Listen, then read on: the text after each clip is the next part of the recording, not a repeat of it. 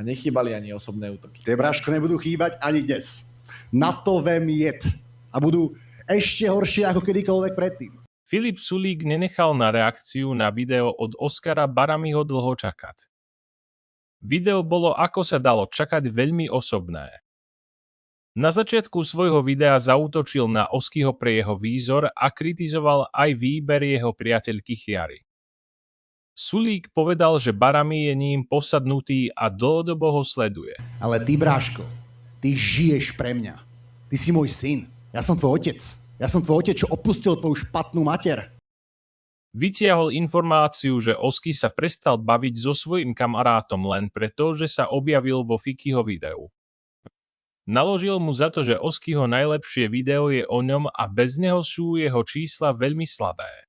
Zaujímavá bola aj poznámka, že mali mať spolu rozhovor u Oskyho, ale Barami ho potom zrušil, lebo sa bál reakcie od svojich divákov.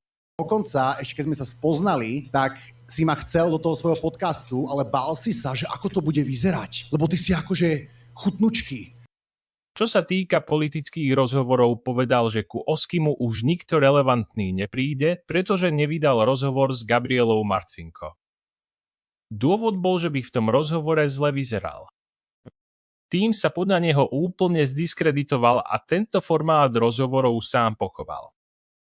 Vtiera sa do pozornosti každému, čo má momentálne čísla. Ako príklad uviedol Cyntiu, Bianku a Mercedes.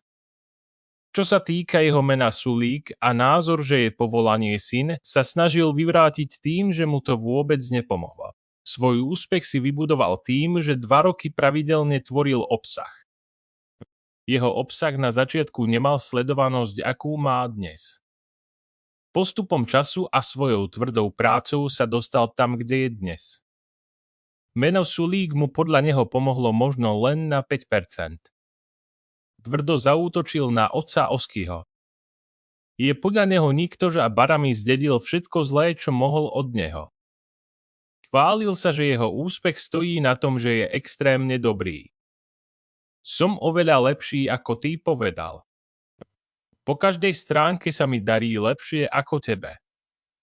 Na záver sa vyjadril ku kauze jeho ženy Viktórie a párty na byte Oskyho. Celé video bolo vopred dohodnuté a nepil sa tam žiadny alkohol.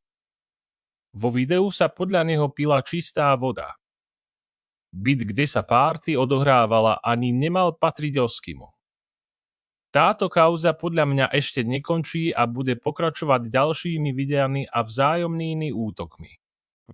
Obidve videá majú extrémnu sledovanosť a dosahy.